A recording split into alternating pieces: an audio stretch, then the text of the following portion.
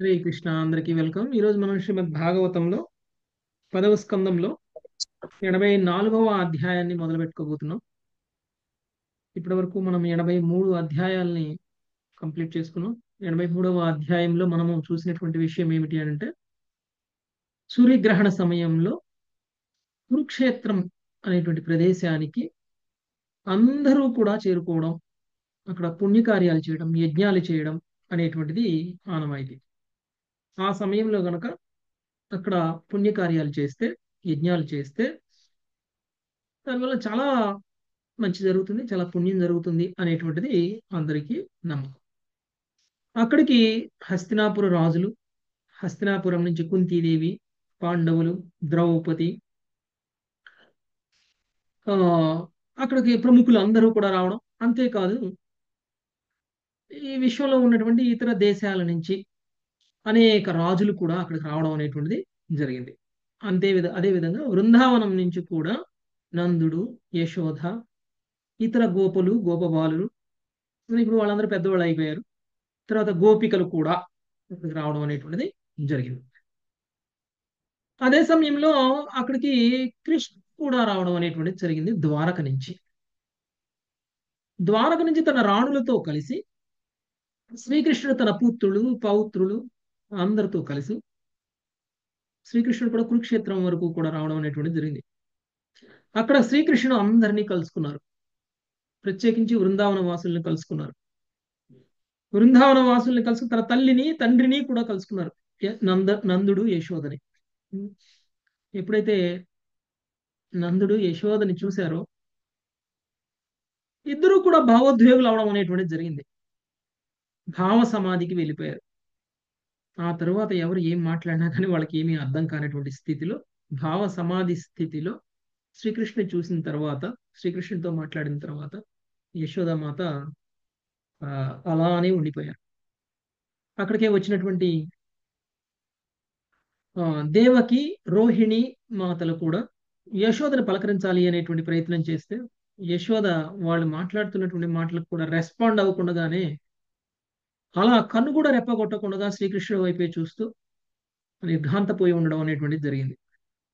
So Rohini Devi ఈమెతోటి ఎంత మాట్లాడినా వృధా, ఎందుకంటే ఈమె సమాధి స్థితిలో ఉన్నారు, మనం ఏం చెప్పినా ఆమె చెవులకి తాకటం లేదు అని చెప్పేసి ఇంకా మిగిలినటువంటి వాళ్ళందరినీ కూడా కలవడానికి వెళ్ళారు. ఇంకా ఎవరు, ఇంకా మిగిలిన వాళ్ళు అంటే కుంతీదేవి, తర్వాత ద్రౌపది, మిగిలినటువంటి హస్తినాపుర స్త్రీలు ఎవరైతే ఉన్నారో వాళ్ళందరినీ కూడా కలవడానికి వెళ్ళారు. వాళ్ళందరినీ కూడా చూడడానికి వెళ్ళారు. ఇక కుంతీదేవి కలిసినప్పుడు ఆమె కూడా భావోద్వేగురాలైంది. ఎప్పుడైతే వాళ్ళు అనేక కష్టాలను అనుభవిస్తున్నారు, పాండురాజు మరణించిన తర్వాత కుంతీదేవి తన చిన్న చిన్న పిల్లలతోటి, పాండవులతోటి అనేక కష్టాలను అనుభవిస్తున్నటువంటి సమయంలో ఆమెని ఆదుకోవడానికి, ఆమెని కాపాడడానికి, ఆమెకి రక్షగా ఉండడానికి తన సోదరుడైనటువంటి వసుదేవుడు అక్కడికి రాలేదు. దాన్ని గుర్తు తెచ్చుకొని మరి వసుదేవుడిని చూసినటువంటి కుంతీదేవి ఏడవడం అనేటువంటిది జరిగింది. ఇక వసుదేవుడు కుంతీదేవిని ఓదార్చడం. ఎవరి జీవితంలో అయినా ఏదైనా సరే జరిగింది అంటే అది దేవాది దేవుడు యొక్క అనుమతి లేకుండా ఏది జరగదు. ఒక మనిషి సుఖాన్ని అనుభవిస్తున్నా, ఒక మనిషి కష్టాన్ని అనుభవిస్తున్నా, మంచి అయినా చెడైనా ఏదైనా సరే మన జీవితంలో మనకు జరుగుతున్నటువంటి దానికి కారణం మన పూర్వ కర్మల యొక్క ఫలితం. భగవంతుడి యొక్క పర్మిషన్, అనుజ్ఞ లేకుండా ఇది ఏది జరగదు. కాబట్టి దీనికి కారణం ఫలానా ఫలానా వాళ్ళు అని వాళ్ళని నిందించడం కాకుండా భగవంతుడి మీదనే నమ్మకాన్ని ఉంచుకొని భగవంతుడి మీదనే భారం వేయడం అనేటువంటిది మనం చేయగలిగినటువంటిది. నిజానికి వసుదేవుడికి కుంతీదేవిని రక్షించాలి అనేటువంటి కోరిక లేక ఆలోచన లేక కాదు. వసుదేవుడు ఎందుకు రక్షించడానికి రాలేకపోయాడు, కుంతీదేవి ఉన్నటువంటి కష్టాలలో ఆమెని ఆదుకోవడానికి ఎందుకు రాలేకపోయారు అని అంటే, ఆ సమయంలో కంసుడితో పీడింపబడుతున్నారు ద్వారక మధురవాసులందరూ కూడా. ఓకే, చివరికి వసుదేవుణ్ణి, దేవకిని కూడా కారాగారంలో బంధించి వాళ్ళ చిన్న చిన్న పిల్లల్ని పుట్టగానే చంపేయడం అనేటువంటిది కంసుడు చేస్తున్నటువంటిది. సో కంసుడి వలన పీడితులైనటువంటి వీళ్ళందరూ కూడా కుంతి బాధను చూడడానికి వచ్చే పరిస్థితుల్లో వాళ్ళు లేరు. అందుకనే వసుదేవుడు రాలేకపోవడానికి కూడా ఆయన జస్టిఫికేషన్ ఇవ్వడం అనేటువంటిది జరిగింది. ఆ తరువాత ద్రౌపది ద్రౌపది శ్రీకృష్ణుని యొక్క భార్యల దగ్గరికి వెళ్ళారు. ప్రధానమైనటువంటి 9 మంది భార్యల దగ్గరికి వెళ్ళారు. యాక్చువల్గా అయితే ప్రధానమైనటువంటి భార్యలు 8 మంది. అంతేకాకుండా 16,100 మంది భార్యలు వేరే సమూహం ఉంది. అది నరకాసురుడి నుంచి, భౌమాసురుడి యొక్క చెర నుంచి విడిపించినటువంటి సమయంలో శ్రీకృష్ణుడు 16,100 మందిని వివాహం చేసుకోవడం అనేటువంటిది జరిగింది. ఈ 16,100 మందికి ప్రతినిధిగా ఒక రాణి, ఆమె పేరు రోహిణి, ఆమె పేరు కూడా రోహిణి. సో అంటే ఈ ఈ 8 మంది భార్యలకి తోడు ఇంకొక భార్య 16,001 మందికి ప్రాతినిధ్యం వహించేటువంటి ప్రముఖమైనటువంటి భార్య రోహిణి కూడా అక్కడ ఉండడం అనేటువంటిది జరిగింది. ఈ 9 మందితోటి ద్రౌపది మాట్లాడుతుంది. రుక్మిణీదేవి, సత్యభామ, జాంబవతి, ఇంకా మిగిలినటువంటి రాణులు, వీళ్ళందరితోటి కూడా ఆమె చర్చిస్తుంది. ఏమని అనంటే, ఏ విధంగా మీరు శ్రీకృష్ణ భగవానుడికి భార్యలయ్యారు, ఏ విధంగా శ్రీకృష్ణ భగవానుడు మిమ్మల్ని వివాహం చేసుకుని ఆయన ద్వారకకి తీసుకొచ్చారు అనేటువంటి విషయాలన్నీ కూడా ద్రౌపది శ్రీకృష్ణుడి నుంచి తెలుసుకోవాలి అని అనుకున్నారు. ఒక్కొక్కళ్ళగా వాళ్ళ వాళ్ళ కథలు చెప్పడం అనేటువంటిది జరిగింది. ఏ విధంగా శ్రీకృష్ణుడు ఆ ఈ ఈ వీళ్ళందరినీ కూడా వివాహం చేసుకున్నారు అని. చివరిగా మనం చూసినటువంటిది లక్ష్మణ. ఈ లక్ష్మణ అనేటువంటి ఆమె ఏ విధంగా కృష్ణుని వివాహం చేసుకుంది అనేటువంటిది చూసాము. ఇక కురుక్షేత్రంలో ద్రౌపది శ్రీకృష్ణుడి యొక్క భార్యలందరినీ కూడా విచారించడం, వాళ్ళందరి వివాహాలు ఎలా జరిగినాయి అనేటువంటిది తెలుసుకున్న తరువాత ఇక కురుక్షేత్రంలో ఏం జరిగింది సూర్యగ్రహణ సమయంలో అనేటువంటిది ఈరోజు ఈ అధ్యాయంలో మనం చర్చిస్తాం. ఓకే, సో ముందుగా సర్వారాధ్య మాతాజీ మీరు 84వ అధ్యాయం సమరీ చదవండి మాతాజీ.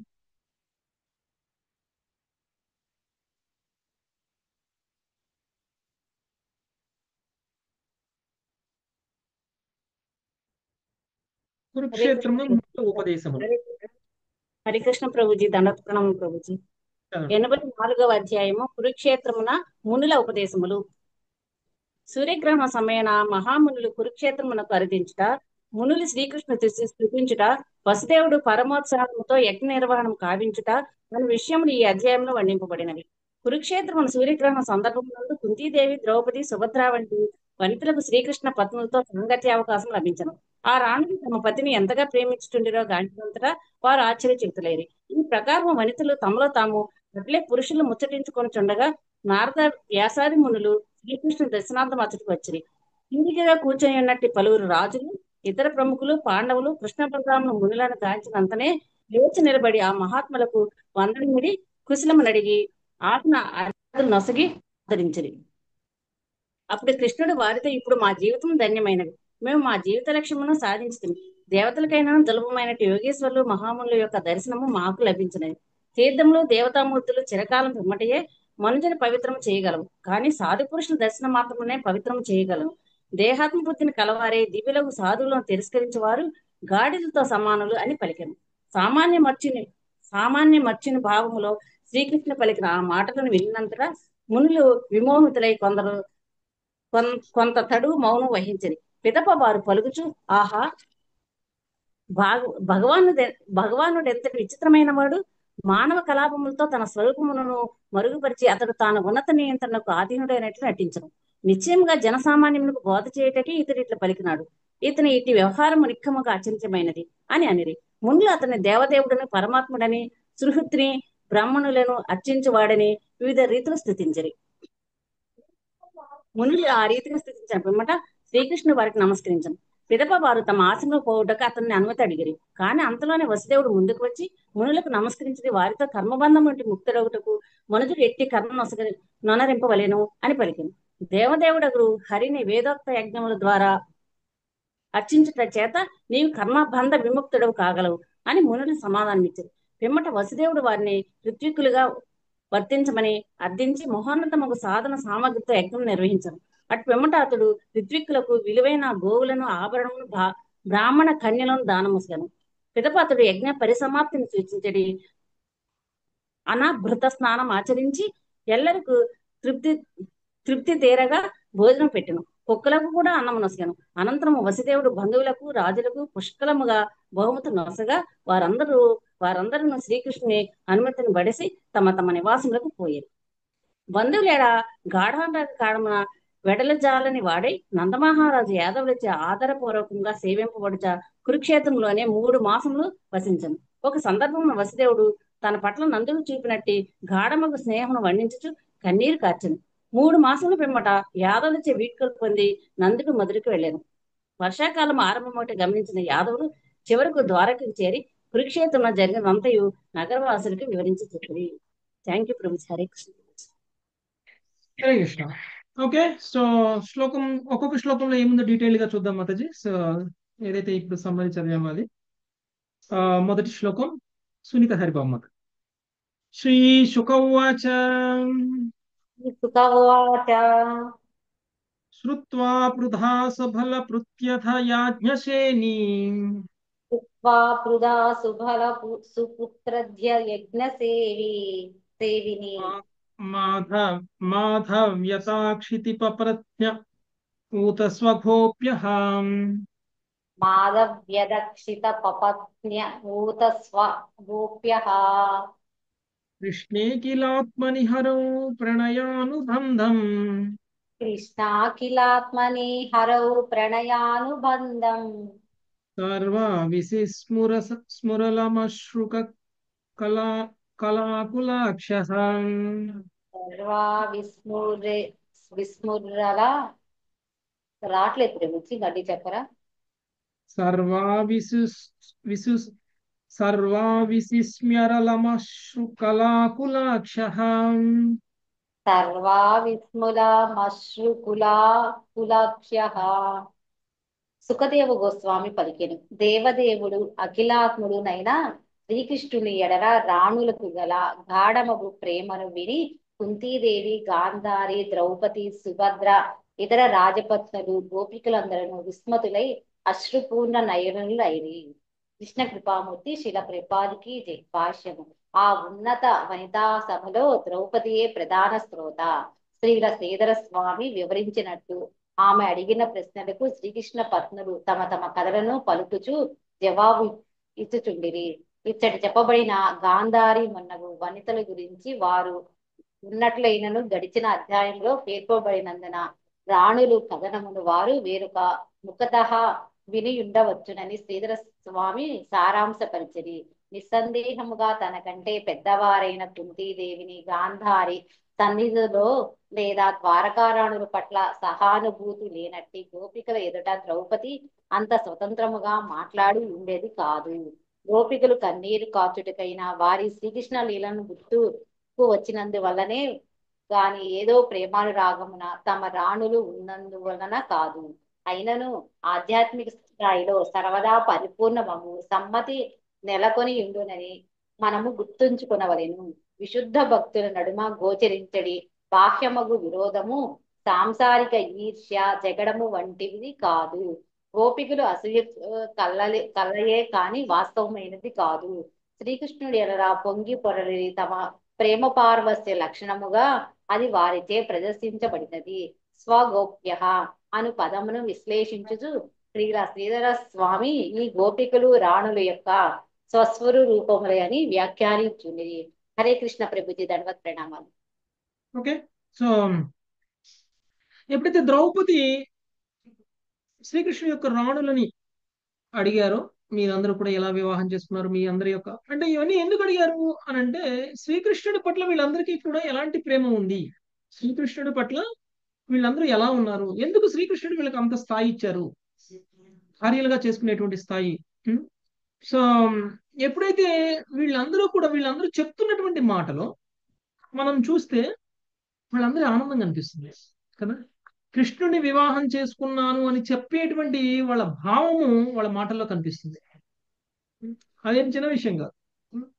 అందుకనే ఎప్పుడైతే వాళ్ళ యొక్క మాటలో కృష్ణుడి మీద వాళ్ళకు ఉన్నటువంటి ప్రేమను కూడా చూశారో, ఆ ప్రేమని చూసినటువంటి గాంధారి, కుంతీదేవి, ద్రౌపది, సుభద్ర, ఇంకా ఇతర రాజపత్నులు గోపికలు అందరూ కూడా విస్మితులై అందరికీ కూడా కళ్ళమట్టి నీళ్ళు రావడం అనేటువంటిది జరిగింది. ఓకే. సో ఇక్కడ మెయిన్ ఎవరు శ్రోత అంటే అక్కడ చాలా మంది ఉన్నారు. ద్రౌపది అడిగినప్పుడు చాలా మంది ఉన్నారు, అందరూ వింటున్నారు ద్రౌపదితో పాటు. కానీ ప్రధానంగా వింటున్నటువంటిది ఎవరు అని అంటే ద్రౌపది. ఓకే. సో ఓకే, అయితే ఈ ద్రౌపది వీళ్ళందరినీ కూడా ఇలాంటి ప్రశ్నలు అడగడానికంటే ముందు ఆ ఏదో ఈమెకి ఏదో చాలా చనుముండిందని కాదు, లేకపోతే ఈమె వాళ్ళందరికంటే కూడా ప్రశ్నలు అడగగల గొప్పదని కాదు. ఓకే.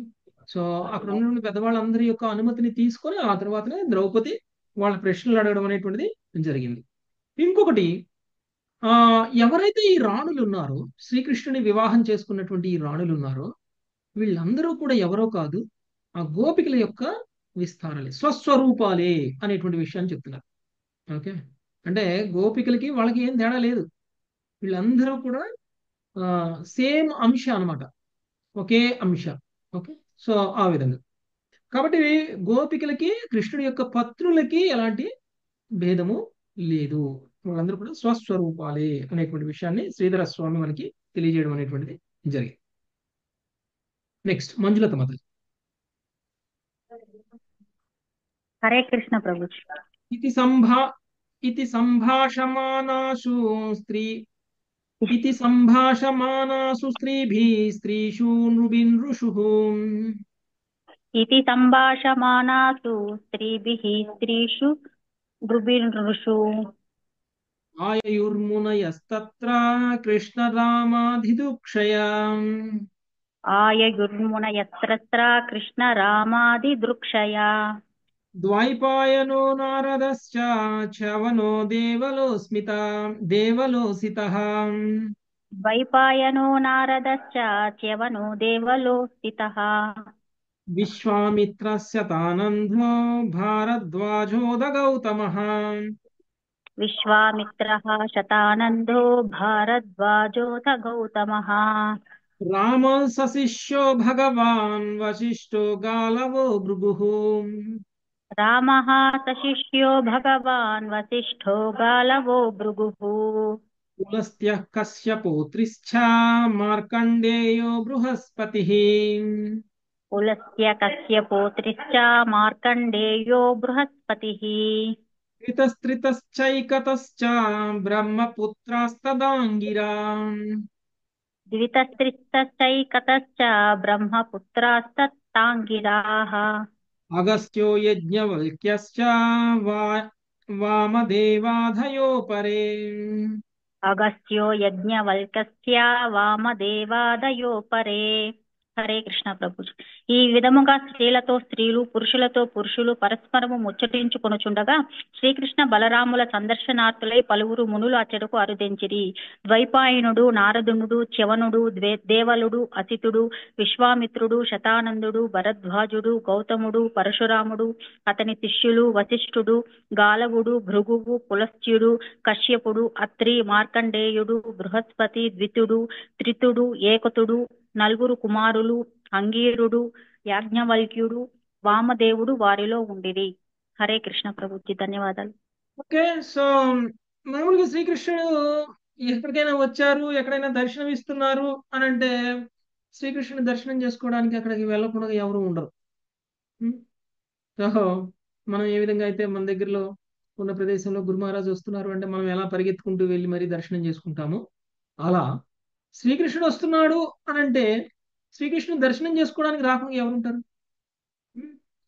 చివరికి గొప్ప గొప్ప మునులు మాత్రమే కాదు, చివరికి భగవంతుడి యొక్క ఇతర అవతారాలు కూడా అక్కడికి వచ్చేసారు శ్రీకృష్ణుని దర్శనం చేసుకోవడానికి. అది శ్రీకృష్ణుడి యొక్క దివ్యమైనది. శ్రీకృష్ణుడిని బలరాముణ్ణి దర్శనం చేసుకోవడానికి భగవంతుడి యొక్క ఇతర అవతారాలు. ఎవరు ఇతర అవతారాలు? వ్యాసదేవుడు, పరశురాముడు, వీళ్ళందరూ కూడా వచ్చేసారనమాట శ్రీకృష్ణుని బలరాముని దర్శనం చేసుకోవడం కోసం.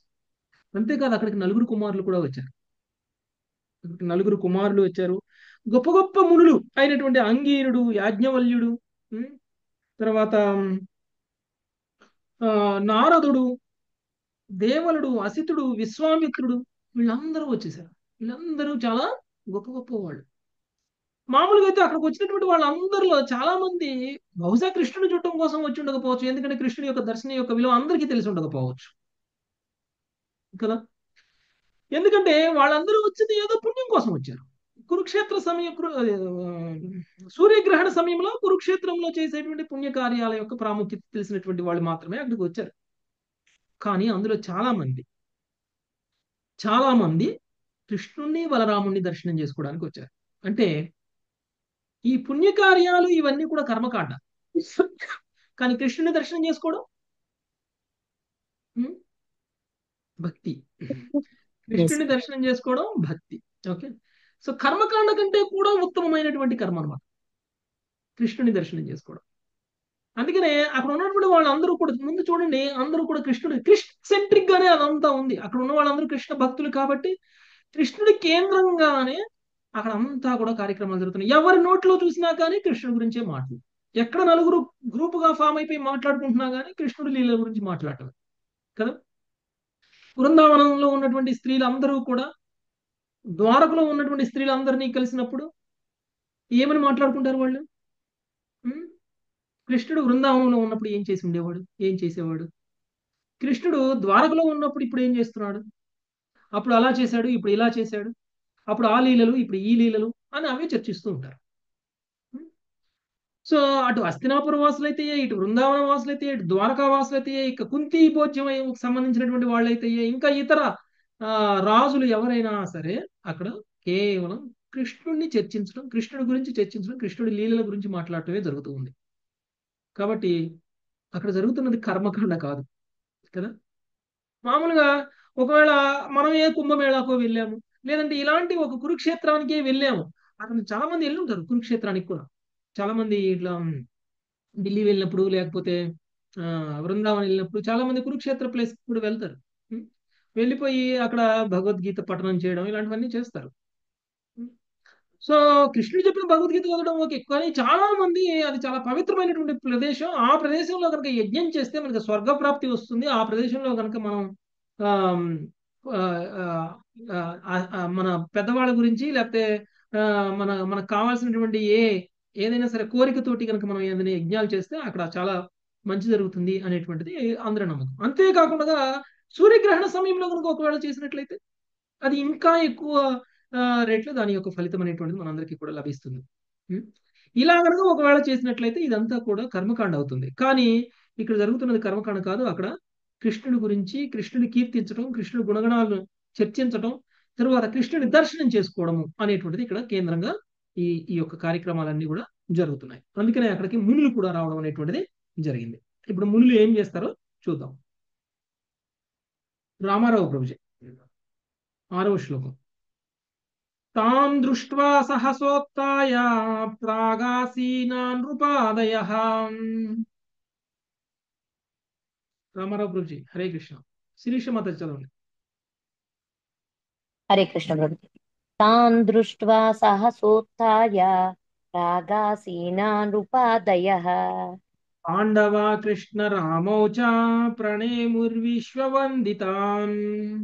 పాండవా కృష్ణ రామౌ చ ప్రణేముర్విశ్వవందితాన్.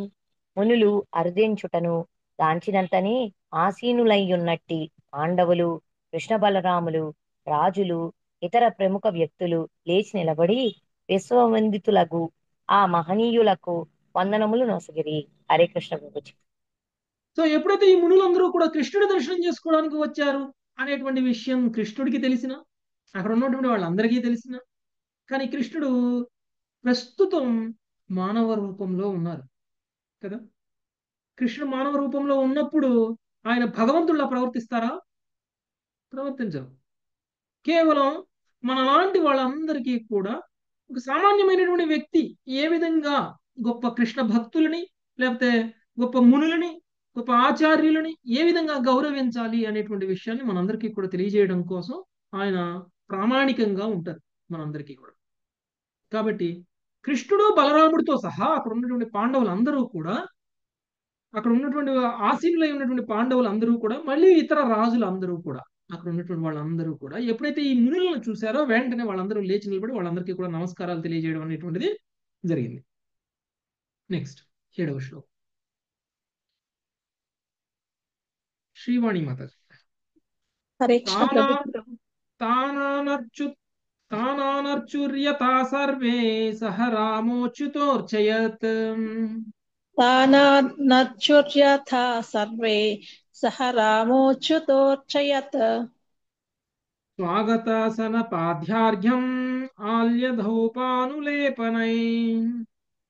స్వాగతాసానపాథ్యార్ఘ్యం మాల్యధూపానులేపనై. శ్రీకృష్ణుడు, బలరాముడు, ఇతర రాజులు, ప్రముఖ వ్యక్తులు స్వాగతవచనము, ఆసనము, పాథ్యము, ఆర్ఘ్యము, పూమాలలు, ధూపము, చందనాదులను సమర్పించి యథావిధిగా మునులను అర్చించిరి. హరే కృష్ణ ప్రభుజీ. ఓకే, ఈ మునులు వచ్చినప్పుడు ఈ మునుల్ని అర్చించారు. ఓకే, ఎప్పుడైనా సరే గొప్ప గొప్ప వైష్ణవులు వచ్చినప్పుడు కూడా మనం ఇలానే చేయాలి. మన దగ్గరికి వచ్చినప్పుడు గొప్ప వైష్ణవులు వచ్చినప్పుడు వాళ్ళకి ముందుగా దండవత్ ప్రణామాలు తెలియచేయాలి. ఆ తర్వాత వాళ్ళకి అన్ని రకాల మర్యాదలు కూర్చోడానికి వాళ్ళకి కావాల్సినటువంటి ఏర్పాట్లన్నీ కూడా చేయాలి. పూమాలలు ఎస్పెషల్లీ ఇంపార్టెంట్ థింగ్ ఏంటంటే, వైష్ణవులు మన ఇంటికి వచ్చినప్పుడు వాళ్ళకి కనీసంగా ఒక మెడలో ఒక మాల వేయాలి. ఓకే, మెడలో ఒక మాల వేసి ఆహ్వానించడం అనేటువంటిది అది అది వైష్ణవులకు మనం ఇచ్చేటువంటి గౌరవం. తర్వాత ధూపము, చందనాదులు సమర్పించి యథావిధిగా మునులను అర్చించడము అనేటువంటిది జరిగింది. నెక్స్ట్ 8వ శ్లోకం. శేషరత్నం మాత. ఉవాచ సుఖమాసీనాన్ భగవాన్ ధర్మగుప్తను. ఉవాచ సుఖమాసీవాన్ భగవాన్ ధర్మగుప్తనుః. సదసస్తస్య మహతో యత వాచోనుశృణ్వతః. తదసస్తస్య మహతో యత వాచోనుశృణుతః. మునులు సుఖాసీనులైన పిమ్మట ధర్మరక్షణ దివ్య శరీరుడగు శ్రీకృష్ణ భగవానుడు ఆ మహాసభలో వారిని ఉద్దేశించి పలుకగా ఎల్లరూ సావధానులై వినసాగిరి. హరికృష్ణ దండప్రమ. ఓకే, మునులందరినీ కూడా ఆసీనులను చేశారు. ఓకే, కూర్చోబెట్టారు. వాళ్ళందరూ కూర్చోబెట్టిన తర్వాత ధర్మరక్షణ దివ్య శరీరుడు ఒక శ్రీకృష్ణ భగవానుడు ఆ మహాసభలో వారిని ఉద్దేశించి పలుగ్గా ఎల్లరూ సావధానులై వినసాగిరి. కృష్ణుడు మాట్లాడుతున్నారు ఇప్పుడు. ఓకే, కృష్ణుడు వచ్చినటువంటి మునుల గురించి మాట్లాడుతుంటే మిగిలిన వాళ్ళందరూ కూడా వింటున్నారు. ఏం మాట్లాడుతున్నారో చూద్దాం. సుజాత మాతాజీ. శ్రీ భగవానువాచ. శ్రీ భగవానువాచ. అహో వయం జన్మ భృతో లబ్ధం కాత్స్యేన తత్ఫలం. అహో వయం జన్మభృతో లబ్ధం కాత్స్యేన తత్ఫలం. దేవానామపి దుష్ప్రాపం యథో యోగేశ్వర దర్శనం. దేవానాపి దుష్ప్రాపం యజ్యోగేశ్వర దర్శనం. భగవానుడు పలికెను, దేవతలకైనను దుర్లభమైనట్టి యోగేశ్వరుల దర్శనమనటి జీవిత చరమ లక్ష్యమును గడిసినందున ఇప్పుడు మా జన్మలు నిక్కముగా సఫలమైనవి. భాష్యం. విశ్వపాలకుల దేవతలు గొప్ప అధికారమును అనుభవించినప్పటికీ నారద రాసాది మునుల దర్శనము వారికి దుర్లభము అయినచో భూలోక రాజులకు కేవలము గొల్లలకు వారిని దర్శించుట మరింత దుర్లభమే అగును. సమంత పంచకములో సమకూడినట్టి రాజులందరిలో తనను పక్కనిగా భావించి వారి పక్షమున శ్రీకృష్ణుడు ఈ రీతిగా పలుకుచున్నాడు. హరే కృష్ణ ప్రభుజీ, ధన్యవాదాలు. ఒకనిగా భావించి అంటే అక్కడ ఉన్నటువంటి రాజులందరిలో ఆయన కూడా ఒకటిలాగా. ఓకే, సో భగవంతుడు మాట్లాడుతున్నారు. భగవంతుడికి అవకాశం వస్తే తన భక్తుల్ని కీర్తించటము అనేటువంటిది వదిలిపెట్టరు కదా. కాబట్టి దేవతలకైనా దుర్లభమైనటువంటి యోగేశ్వరుల యొక్క దర్శనం చేసుకోవడము అనేటువంటిది జీవితం యొక్క చరమ లక్ష్యం. ఇప్పుడు మా జన్మలు నిక్కముగా సఫలమైనవి. స్వయంగా కృష్ణుడు చెప్తున్నారు. అంటే ఒక భగవంతుడిలా కృష్ణుడు మాట్లాడుతున్నారు అని అనుకోవద్దు. మామూలుగా చూస్తే ఒక సాధువులు మన ఇంటికి వచ్చారు, ఆ సాధువులు మనకి దర్శనం ఇచ్చారు అని అంటే అది మన జన్మ సార్థకమైనట్లు. ఓకే, సో కృష్ణుడే స్వయంగా చెప్తున్నారు అన్నమాట. ఇక్కడ ఎంతో మంది గొప్ప మునులు, యోగేశ్వరులు, ఓకే, ఆ ఇలాంటి ఒక ప్యూర్ సోల్స్ అన్నమాట, పవిత్రమైనటువంటి వాళ్ళు. వీళ్ళంటి వాళ్ళ యొక్క దర్శనం అనేటువంటిది దేవతలకి కూడా సాధ్యం కాదు. దేవతలు కూడా కావాలనుకున్నా కానీ దేవతల దగ్గర కూడా వీళ్ళు వెళ్ళి దర్శనం ఇవ్వరు. అలాంటి వాళ్ళని మనం ఇప్పుడు దర్శనం చేసుకోగలిగామంటే మన జీవితం సార్థకత ఏర్పడింది అని శ్రీకృష్ణుడు చెప్తున్నారు. అక్కడ ఉన్నటువంటి వాళ్ళందరినీ ఉద్దేశించి చెప్తున్నారు అక్కడ మునుల గురించి. నెక్స్ట్ 10వ శ్లోకం అక్షర సౌజన్యమాత. కిం స్వల్ప తపసాం నృణాం అర్చాయాం దేవచక్షుషాం. కిం స్వల్పతాపసం నృణాం అర్చాయాం దేవచక్షుషాం. దర్శన స్పర్శన ప్రశ్న ప్రహ్వాపాదార్చనాదికం. దర్శన స్పర్శన ప్రశ్న ప్రహ్వాపాదార్చనాదికం. అల్పతపస్సు కలవారు ఆలయమందలి శ్రీ విగ్రహములో మాత్రమే భగవంతుని గాంచేవారు అయిన జనులకు మిమ్ము దర్శించుట, స్మృశించుట, ప్రశ్నించుట, మీకు వందనము పాదార్చనము కావించుట, సేవించుట ఎట్లు సాధ్యపడును. హరే కృష్ణ ప్రభుజీ, దండోత్పణం. ఎవరికైతే అల్ప తపస్సులు అంటే భక్తిలో పురోగమించినటువంటి వాళ్ళు, లేదు అనంటే మందిరాల్లో ఉన్నటువంటి శ్రీ విగ్రహాలలో భగవంతుడిని చూడనటువంటి వాళ్ళు, అంతే కదండి. ఇప్పుడు భక్తిలో పురోగమించినటువంటి వ్యక్తులకి మందిరానికి వెళ్ళి శ్రీ విగ్రహాన్ని కనుక దర్శనం చేసుకుంటే వాళ్ళు స్వయంగా శ్రీకృష్ణుని దర్శనం చేసుకున్నట్టు ఫీల్ అవుతారు. వాళ్ళకి శ్రీకృష్ణుడికి శ్రీ విగ్రహానికి తేడా తెలియదు, వాళ్ళకి తేడా అర్థం కాదు, తేడా ఏమీ లేదు, వాళ్ళకి తేడానే కనపడదు. ఎందుకంటే స్వయంగా శ్రీకృష్ణుడే అక్కడ నిలబడ్డాడు ఆ శ్రీ విగ్రహ రూపంలో అని వాళ్ళు చూస్తారు. అదే కొంచెం భక్తిలో పురోగమించినటువంటి వ్యక్తులు, లేదంటే కొంచెం తక్కువ స్థాయిలో ఉన్నటువంటి భక్తులు దీన్ని గౌరవించాలి. ఇది శ్రీ విగ్రహం, ఎందుకు? శ్రీకృష్ణుడి యొక్క రూపం కాబట్టి దీన్ని గౌరవించాలి. ఈయన శ్రీకృష్ణుడు ఏం కాదు, అక్కడ నిలబడదేమి శ్రీకృష్ణుడు కదా, ఆ విగ్రహం ఉంది అని. కానీ ఆ విగ్రహం అనేటువంటిది కృష్ణుడిని రిప్రజెంట్ చేస్తుంది కాబట్టి మనం దాన్ని గౌరవించాలి అనుకునేటువంటి స్థాయిలో ఉన్నటువంటి భక్తులు కొంతమంది ఉంటారు. ఇంకొంతమంది అది నిజానికి అది ప్రాతినిధ్యం వహిస్తుందో లేదో మాకైతే తెలియదు, కానీ అది మాత్రం మాకు ఒక లోహం, ఒక విగ్రహం. ఏంటి తేడా? మామూలు ఇనుముకి దీనికి ఏం తేడా? మామూలు ఒక రాయికి దీనికి ఏం తేడా లేదు, కాకపోతే ఆ రాయి బయట ఉంది, ఈ రాయి చెక్కబడి ఉంది, అంతే డిఫరెన్స్. కాబట్టి రాయి అని అనుకుంటారు. అంటే ఒక్కొక్క స్థాయిలో ఉన్నటువంటి భక్తులు ఒక్కొక్క విధంగా శ్రీ విగ్రహాన్ని చూస్తారు. సో ఎవరైతే శ్రీ విగ్రహంలో శ్రీకృష్ణుడిని చూడరో అలాంటి వ్యక్తులకి ఇలాంటి గొప్ప గొప్ప మునులను దర్శించుకోవడం, ఇలాంటి గొప్ప గొప్ప మునులను స్పృశించడం, అలాంటి గొప్ప గొప్ప మునులను ప్రశ్నించడం, వాళ్ళ యొక్క సమస్యలని, వాళ్ళ యొక్క ప్రశ్నల్ని సమాధానం తెలుసుకోవడం, అలాంటి వాళ్ళ యొక్క పాదాలకి అర్చనం చేయడం, అలాంటి వాళ్ళకి వందనం చేయడము అనేటువంటిది, అలాంటి వాళ్ళని సేవించడం అనేటువంటిది సాధ్యం కాదు అని అంటున్నారు. అంటే ఇలాంటి వాళ్ళు దర్శనం ఎవరికి లభిస్తుంది? శుద్ధ భక్తులకి మాత్రమే లభిస్తుంది. ఇలాంటి వాళ్ళని సేవించుకునేటువంటి అవకాశం కేవలం శుద్ధ భక్తులకి మాత్రమే లభిస్తుంది అని శ్రీకృష్ణుడు చెప్తున్నారు. నెక్స్ట్ 11వ శ్లోకం లావణ్యమత. నహ్యమ్మయాని తీర్థాని నదేవామృచ్చిలామయా. నహ్యమ్మయాని తీర్థాని నదేవామృచ్చిలామయః. తే పునంత్యురు కాలేన దర్శనాదేవ సాధవః. తే పునస్తుర్యకాలేన దర్శనాదేవ సాధవః. కేవలము జలాశయములు, తీర్థస్థానములు గాని, మృన్మయములు, శిలామయములైన మూర్తులే నిజమైన ఆరాధ్య దైవములు కాని కావు.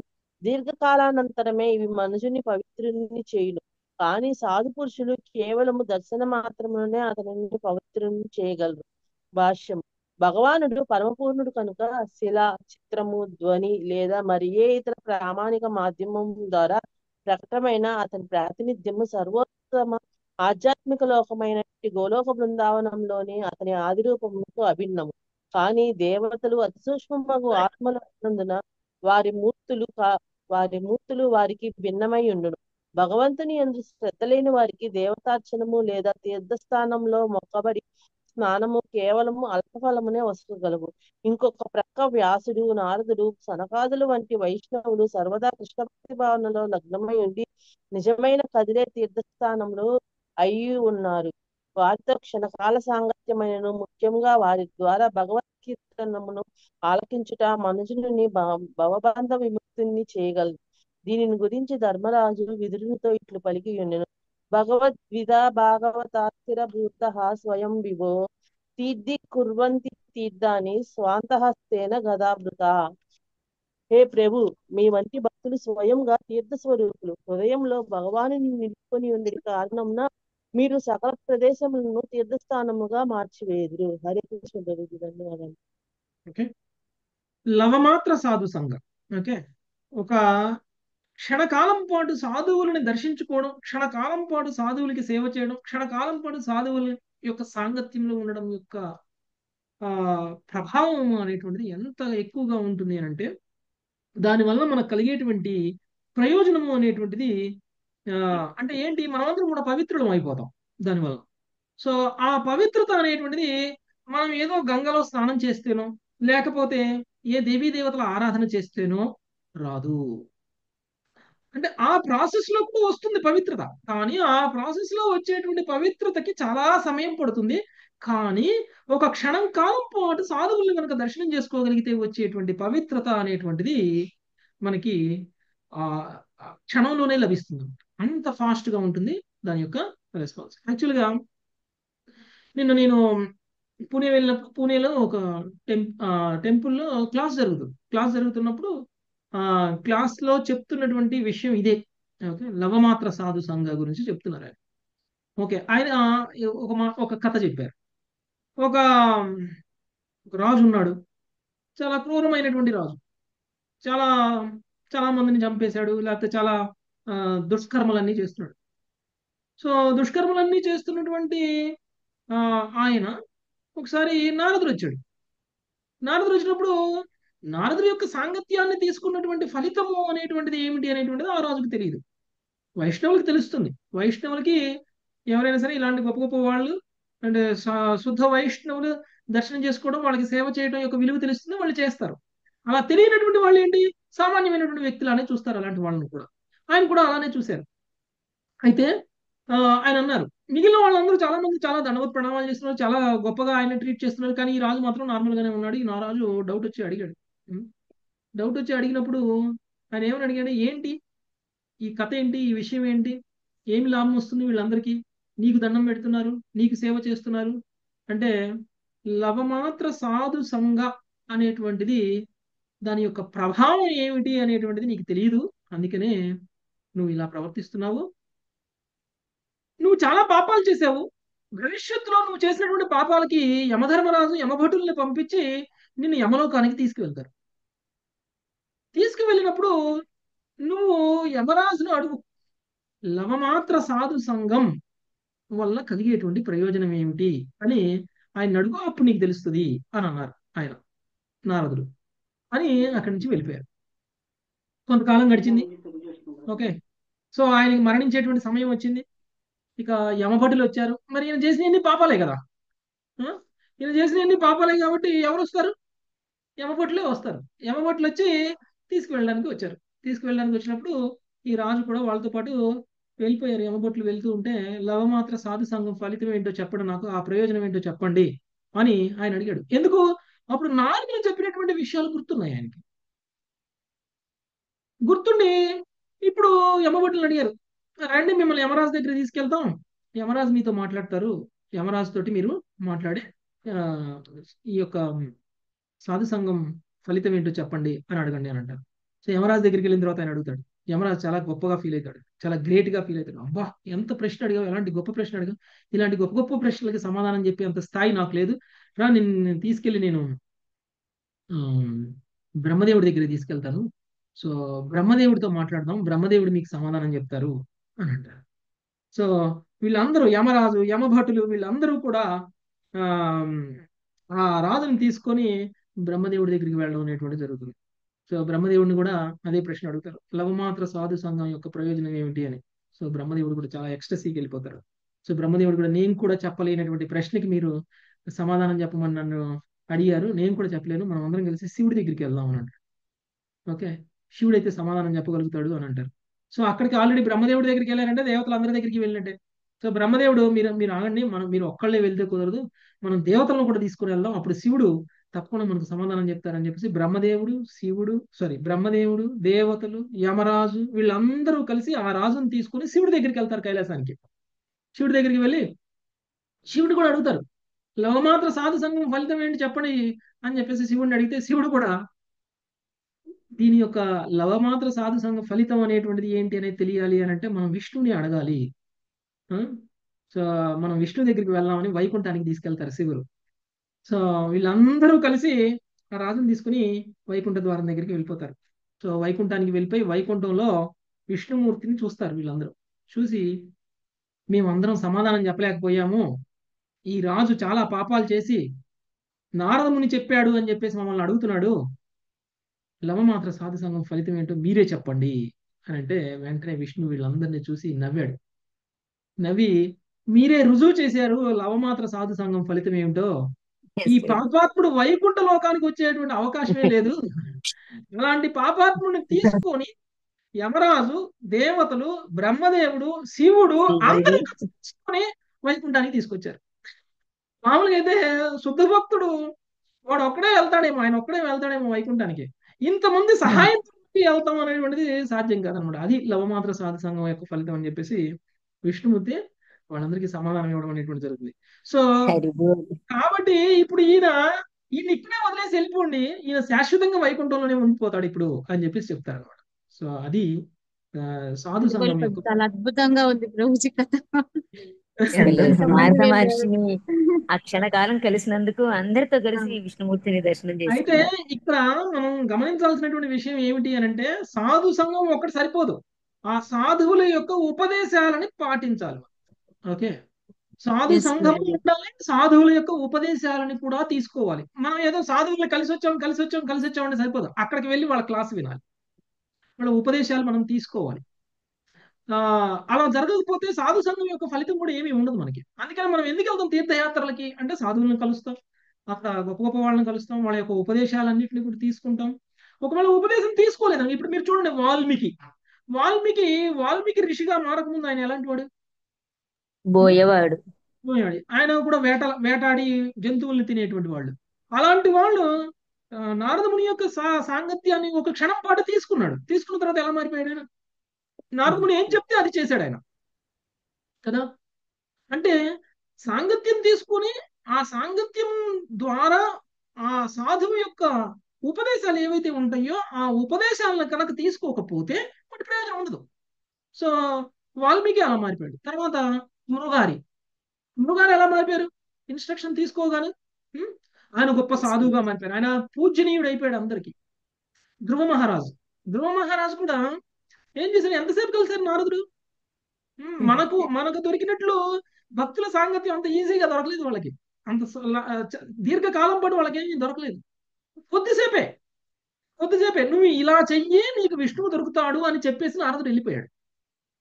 అంత కొద్దిసేపు సాంగత్యం తీసుకున్నటువంటి ధ్రువుడు నారదుడు ఏం చెప్పాడో ఎలా చెప్పాడో అలానే చేసేసాడు కదా. సో అందుకని ధ్రువుడికి కూడా విష్ణువు దొరికాడు. ప్రచేతసులు వాళ్ళు కూడా అంతే, సాధు సంఘం తీసుకుని వాళ్ళు కూడా గొప్ప వాళ్ళు అయిపోయారు. సో ఈ విధంగా మనం భాగవతంలోనే చూస్తే చాలా మంది ఏ విధంగా సాధువుల యొక్క సాంగత్యంలోకి వచ్చి సాధువుల యొక్క ఇన్స్ట్రక్షన్స్ ఉపదేశాలను తీసుకున్నటువంటి వ్యక్తులు ఏ విధంగా ఉద్ధరింపబడ్డారు అనేటువంటిది మనం అందరం కూడా చూసాం. సో అలానే ఇక్కడ కూడా చెప్తున్నారు, స్వయంగా శ్రీకృష్ణుడు చెప్తున్నారు, నీ యొక్క సాంగత్యం యొక్క ప్రభావం తక్షణమే పవిత్రం చేసేస్తుంది ఎలాంటి వాళ్ళనైనా.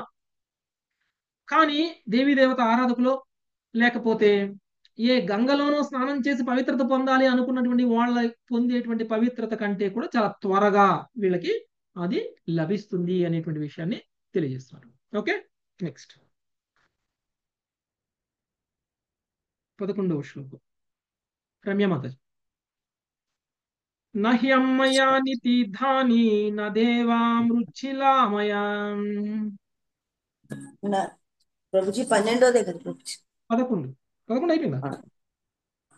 11 అయిపోయింది ప్రభుజీ. ఓకే, 12వ సరే. నాగ్నిర్న సూర్యో నచ చంద్ర తారక నాగ్నిర్న సూర్యో న చ చంద్రతారక న భూర్జలం కం శ్వసనోత వాంగ్మనః న భూర్జలం కం శ్వసనోదవాగ్మనః ఉపాసితా భేద కృతో హరంత్యఘం ఉపాసితా భేదకృతో హరంత్యగ్నం విపశ్చితో జ్ఞంతి ముహూర్త సేవయా విపచ్చితో ఘ్నుత్తి ముహూర్త సేవయా. అగ్ని సూర్యచంద్ర తారకల అధిష్టాన దేవతలు గాని, పృథ్వీ జలము ఆకాశము వాయువు వాక్కు మనసును నియంత్రించేది దేవతలు గాని తమను అర్చించడి భేద దృష్టి కలిగిన ఆరాధకుల పాపములను నిజముగా తొలగించలేరు. కాని ఆదరముతో కొలది క్షణములు సేవించినను సాధువులు మనుజుని పాపమును నశింపజేసెదరు. భాష్యంపై శ్రీ రూపానికి జై. పరిపక్వత చెందనట్టి భగవద్భక్తుడు కేవలం శ్రీ విగ్రహమునే దివ్యమైనదిగా భావించి ఇతరమునంతటిని చివరకు భగవాన్ ఆంతరిక సేవకులనైనను భౌతికమైన విషయముగా చూచే అవకాశం ఉన్నది.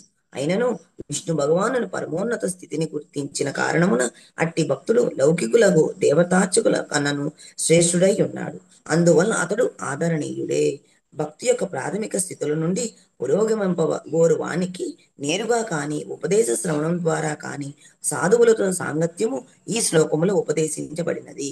సాధకుడు అమాయక ప్రాణుల పట్ల స్వంత దేహ మనస్సుల పట్ల హింస అనడి పాపము నుండి దూరుడై ఉన్నను భక్తి యోగ పదములో అగ్రసరుడు అంతవరకు మిథ్యాహంకారము పూజనీయులకు వైష్ణవుల పట్ల నిరాదరణ దుఃఖిత జీవుల పట్ల కనికరం లేకపోవటం వంటి సూక్ష్మపు కల్మషములతో సదా ఊరు సల్పుచుండవలను.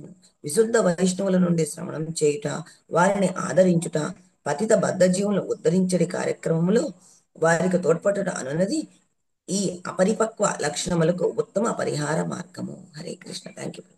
హరే కృష్ణ. సో అగ్ని సూర్య చంద్ర తారకల అధిష్టాన దేవతలు కానీ పృథ్వీ జలము ఆకాశము వాయువు యొక్క మనస్సులను నియంత్రించే దేవతలు కానీ వాయువు వాక్కు మనస్సులను నియంత్రించే దేవతలు కానీ తమను అర్చించడి భేద దృష్టి కలిగినటువంటి ఆరాధకుల పాపములను నిజంగా తొలగించలేరు. అంటే కృష్ణుడు ఏం మాట్లాడుతున్నారు? దేవీ దేవతల ఆరాధన చేసేటువంటి వాళ్ళ గురించి మాట్లాడుతున్నారు. అది ఏ దేవీ దేవత అధిష్టాన దేవత ఎవరైనా తీసుకోండి.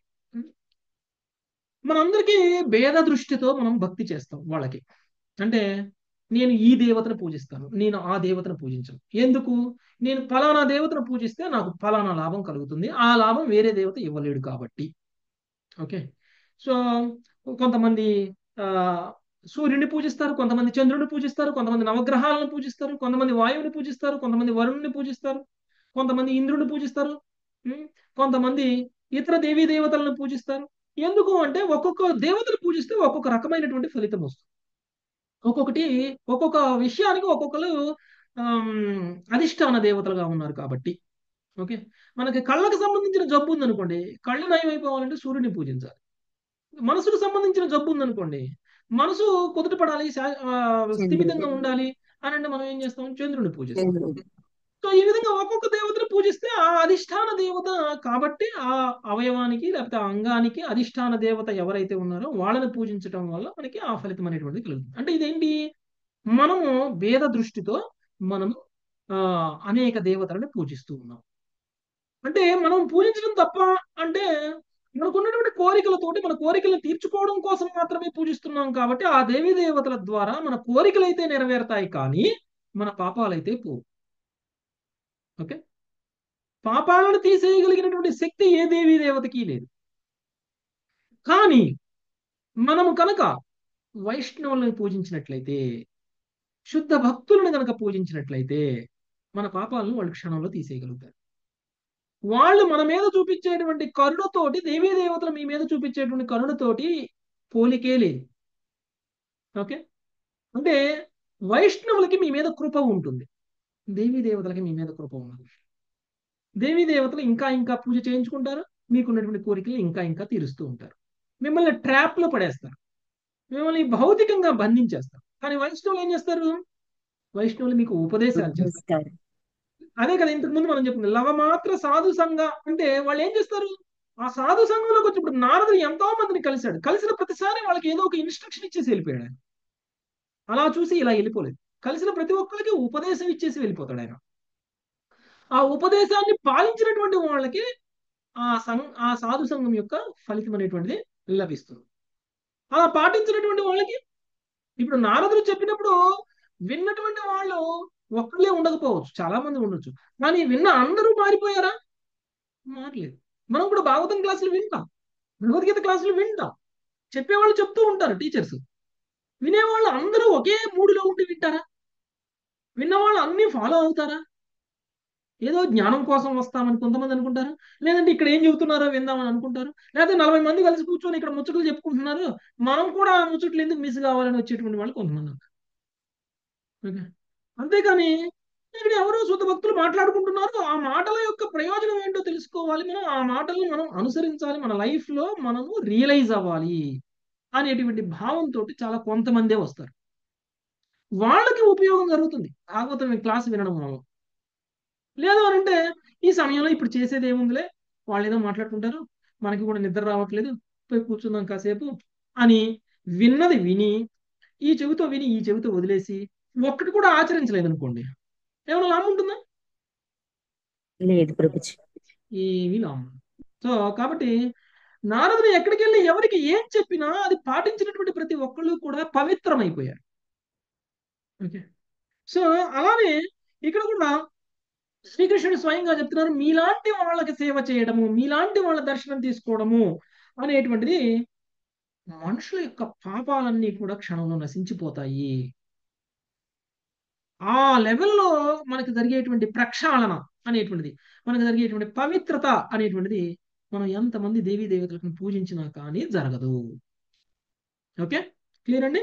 సో ఎందుకు భగవంతుడిని పూజించినా సాధువుల్ని పూజించినా తేడా ఏం లేదు కదా, కృష్ణుడి భక్తుల్ని పూజించినా ఒకటే, తేడా ఏమీ లేదు. కాబట్టి ఈ సాధువులు ఇలాంటి దుఃఖితులైనటువంటి వాళ్ళ పట్ల కరుణను చూపించి వాళ్ళకి ఈ దుఃఖాన్ని తొలగించేటువంటి ఉపదేశాలని ఇస్తారు. కాబట్టి వాళ్ళ పూజ ఉత్తమమైనటువంటి పూజ అని చెప్తున్నారు. అందుకని మనకి పద్మపురాణంలో కూడా వస్తుంది కదా, పార్వతీదేవి శివుణ్ణి అడుగుతుంది, అన్ని ఆరాధనలో ఉత్తమమైనటువంటి ఆరాధన ఏమిటి అంటే, అన్ని ఆరాధనలో ఉత్తమమైనటువంటి ఆరాధన విష్ణు ఆరాధన. విష్ణు ఆరాధన కంటే ఉత్తమమైనటువంటి ఆరాధన వైష్ణవుల ఆరాధన, విష్ణు భక్తుల ఆరాధన. ఓకే, సో విష్ణు భక్తుల ఆరాధన విష్ణు ఆరాధన కంటే కూడా ఉత్తమమైనది. అందుకని మనమందరం కూడా ఎలా ఉంటామండి, దాసులుగా ఉండాలి. ఓకే, కృష్ణుని సేవించడం కంటే ఎక్కువగా కృష్ణుడి సేవకుల్ని సేవించాలి. ఎంత కృష్ణుడికి దాసులు ఎంత దూరం దాసుడిని మనం సేవిస్తామో మనం కృష్ణుడికి అంత దగ్గర అవుతాం. ఓకే, కృష్ణుడికి దగ్గర అవ్వాలంటే డైరెక్ట్ గా కృష్ణుడిని సేవించడం కాదు, సీక్రెట్ అనమాట, భక్తిలో ఉన్నటువంటి సీక్రెట్. కృష్ణుడిని డైరెక్ట్ గా పూజించడం కాదు, కృష్ణుడిని పూజించేటువంటి వాడికి పూజించాలి, లేదంటే ఆయన్ని పూజించేటువంటి వాళ్ళని పూజించాలి, లేదంటే ఆయన్ని పూజించేటువంటి వాళ్ళని మనం పూజించాలి. ఓకే, అంటే ఎన్ని లెవెల్స్, అంటే ఎన్ని పరంపరలో ఎంత డౌన్ లో ఉన్న వాళ్ళని మనం పూజిస్తామో అంత దగ్గరగా మనం కృష్ణుడికి ఉంటాము. ఓకే, అంటే ఇప్పుడు మనం ఆరాధించేటువంటి వ్యక్తి కంటే ఇప్పుడు మనం ఒక వ్యక్తిని ఆరాధిస్తున్నాం, ఇప్పుడు ఆయన వైష్ణవుడు అనుకోండి, ఆయన ఇంకొక వ్యక్తిని ఆరాధిస్తున్నాడు కృష్ణుడి భక్తుడిని, ఆయన పొందే లాభం కంటే మనం పొందే లాభం ఎక్కువగా ఉంటుంది, ఎందుకంటే మన లెవెల్ ఇంకొక లెవెల్ తక్కువ కాబట్టి. ఓకే, సో ఆ విధంగా. నెక్స్ట్ 13వ శ్లోకం.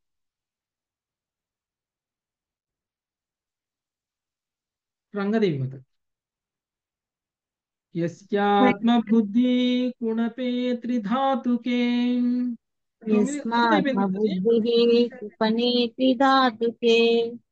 స్వధీ కలత్రాదిషు భౌమైజ్యదీ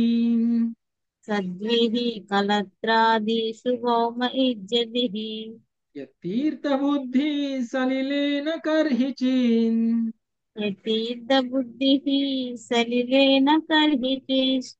జనేష్వభిజ్ఞేషు సయేవ గోకరం.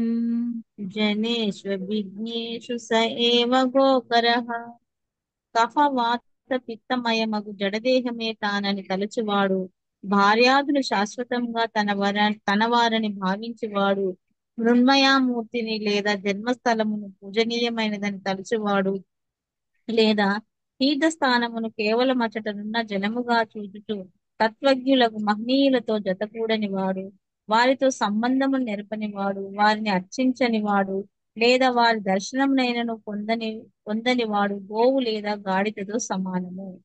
ప్రభుపాదుల వారి భాష్యం. విద్యార్థి అధ్యాత్మం నుండి ముక్తి ద్వారానే నిజమైన బుద్ధి ప్రదర్శితమగుచుండును. దీని గురించి బృహస్పతి సంహితలో ఇట్లు చెప్పబడినది. అజ్ఞాత భగవద్ధర్మ మంత్ర విజ్ఞాన సంవిదాః నరాస్తే ఘోకర జ్ఞేయ అపి భూపాల వందితాః. వేద మంత్ర విశ్లేషణలో నిష్ణాతులైన భూపాల వందితులైనను భగవద్భక్తి నియమములను నెరగజాలని గోవులు గాడిదలేని తెలుపబడదు. ద్వితీయ శ్రేణి స్థితికి పురోగించడి అపరిపూర్ణ వైష్ణవుడు ఆధ్యాత్మిక పదమును సుస్థాపితం కావించినటువంటి సాధువులతో జతకూడినను దేహము కుటుంబాల పట్ల కొంత భౌతికానురక్తిని ఇంకను కలిగిండును. అట్టి భగవద్భక్తుడు మూడగోవు మొండి గాడిద వంటి వాడు కాడు.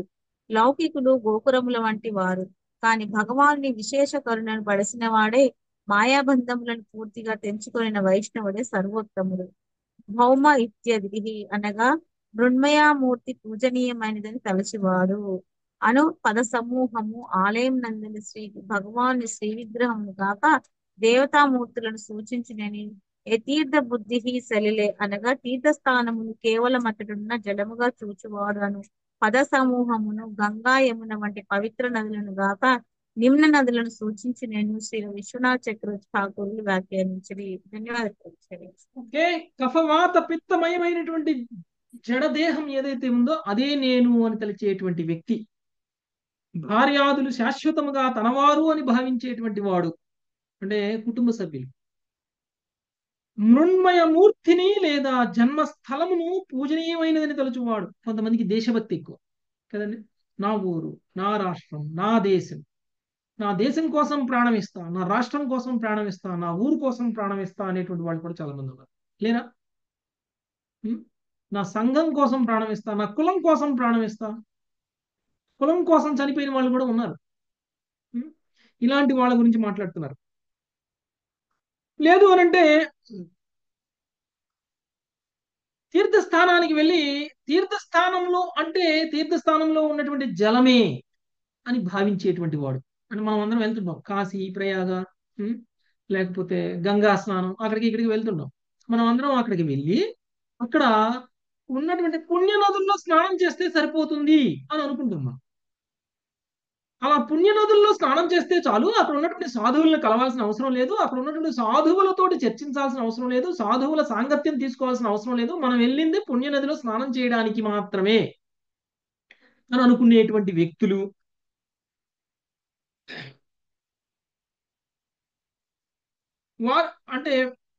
అలాంటి సాధువుల యొక్క సాంగత్యాన్ని తీసుకోకుండా, సాధువులని అర్చించకుండా, సాధువులని దర్శనం పొందకుండా కేవలం పుణ్య నదుల్లో స్నానం చేస్తే సరిపోతుంది అనుకునేటువంటి వ్యక్తులు వాళ్ళు గోవులు లేదా గాడిదలతో సమానము అని చెప్తున్నారు కృష్ణుడు. ఎంత పవర్ఫుల్గా ఉందండి కదా. సో మనం అందరం తెలియకనే కృష్ణుడు చెప్పేటువంటి ఇంత పవర్ఫుల్ మాటలు మనందరి చెవిలో ఇంతవరకు పడలేదు కాబట్టి మనందరం కూడా అనుకుంటున్నాం పుణ్యం. ఇప్పుడు ఒక చోట భాగవతం క్లాస్ జరుగుతుంది, ఇంకో చోట గంగా స్నానం జరుగుతుంది. ఏది ఇంపార్టెంట్ మనకి? Bhagavatam class important. అదనమాట. ఇది ఇక్కడ చెప్తున్నారు.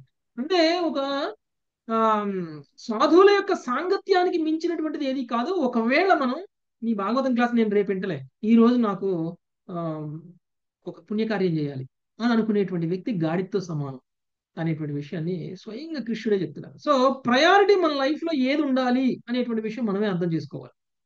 ఓకే, మనం తెలియకుండా చాలా పొరపాట్లు చేస్తూ ఉంటాం అనమాట. సో ఇలాంటి భాగవతంలో స్వయంగా శ్రీకృష్ణుడు మాట్లాడే ఇది చాలా పవర్ఫుల్ శ్లోకం.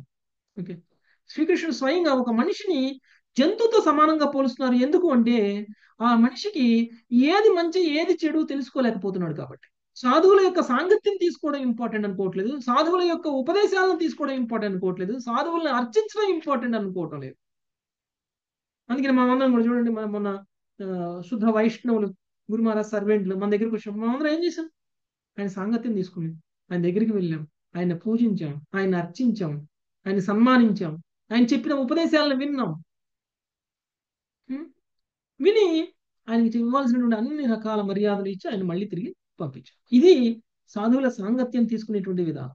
ఓకే, సో అలా చేయకపోతే ఆ వస్తే వచ్చాడులే, ఆయన రాని, ఆయన పోని, నాకేంటి అని అనుకుంటే మనము కృష్ణుడు చెప్పినట్లు ఇక్కడ మనం ఒక జంతువులతో సమానమైనటువంటి వ్యక్తులము అనేటువంటి విషయాన్ని చెప్తున్నారు. కాబట్టి అక్కడికి వచ్చినటువంటి మునులందరూ కూడా గొప్ప గొప్ప సాధువులు, గొప్ప గొప్ప విష్ణు భక్తులు. కాబట్టి వాళ్ళ సాంగత్యాన్ని తీసుకోండి అని కృష్ణుడు అక్కడ ఉన్నటువంటి వాళ్ళందరికీ చెప్తున్నారు. వాళ్ళ సాంగత్యాన్ని తీసుకుని వాళ్ళ ఉపదేశాలని వినాలి. ఓకే, సో కృష్ణుడు మునుల యొక్క గొప్పతనాన్ని తెలియచేశారు ఇక్కడ వరకు. సో రేపటి క్లాస్ లో మనము ఆ మునుల యొక్క ఉపదేశాలని మనం విందాం. Okay, thank you very much. Prabhuji, మున్మయామూర్తి అంటే ఏంటి ప్రభుజీ? మున్మయామూర్తి అంటే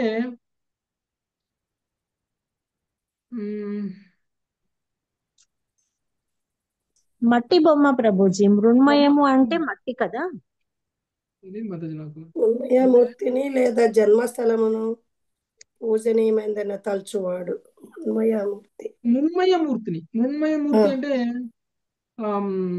నాకు తెలిసి మరణించిన వాళ్ళ విగ్రహాలు పెట్టుకొని చేస్తారు కదా.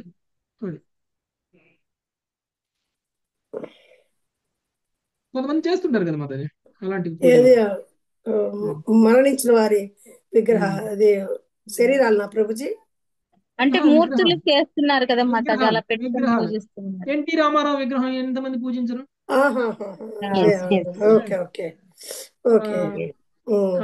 లేదా సినిమా యాక్టర్ మరణిస్తే వాళ్ళ విగ్రహాలను ఎంతమంది పూజించరు? అందరూ పెడుతూనే ఉంటారు అలా. రాజశేఖర రెడ్డి ఫోటో ప్రతి ఊర్లో ఉందా? రాజశేఖర రెడ్డి పేర్లు కూడా రాజశేఖర రెడ్డి వీధి కూడా రాజశేఖర రెడ్డి వీధులు పేర్లు పెట్టుకుంటారు, ఆయన ఫోటో పెట్టుకుంటారు, ఆయన విగ్రహాలకు దండలు వేస్తారు, ఆయన పుట్టినరోజు అంటే పూజలు చేస్తారు, చేస్తారు కదా ఇలాగా. సో ఇలాంటి వాళ్ళ గురించి కూడా మాట్లాడతారు. సో అందరినీ కవర్ చేశారు కృష్ణుడు, వీళ్ళందరూ జంతువులు అని చెప్పేశారు. ఓకే, చెప్పండి ప్రభుజీ. అదే వీళ్ళు మామూలుగా కురుక్షేత్రం దగ్గరికి సూర్యగ్రహణ సమయంలో నదీ స్నానాలు చేయడానికి, యజ్ఞాలు చేయడానికి వెళ్ళారంటే అప్పుడు సందేహం వచ్చింది, ఏంటి మళ్ళీ వీళ్ళు కర్మకాండలు చేయడానికి వెళ్ళడం ఏంటా అని అనుకున్నాను ప్రభుజీ. అసలు మళ్ళీ ఆ సమయంలో కూడా వాళ్ళు అలా చేశారు అనిపించింది. కానీ అక్కడికి వెళ్ళాక వీళ్ళంతా కూడా కృష్ణుడి యొక్క దర్శనం కోసం, ఆయన యొక్క దర్శన భాగ్యం కోసం, ఆయనతో మాట్లాడడం కోసం వెళ్ళారనేది ఈ క్లాసెస్ ఈ తర్వాత వినే కొద్దీ అప్పుడు అర్థమైంది ప్రభుజీ. సో ఆ ప్రభుజీ ఆ సమయంలో కూడా కర్మకాండలు చేసే వాళ్ళు ఉన్నారు కదా ప్రభుజీ, అప్పట్లో కూడా అన్ని టైంలో ఉంటారు. అది ఉత్తమ మధ్యమ కనిష్టాధికారి. బాగుంది Prabhuji. Hare Krishna. Hare Krishna. Okay, thank you very much. సెలవు తీసుకుందాం మాతాజీ. హరే కృష్ణ. వాంఛా కల్పతరుభ్యశ్చ కృపా సింధు హరే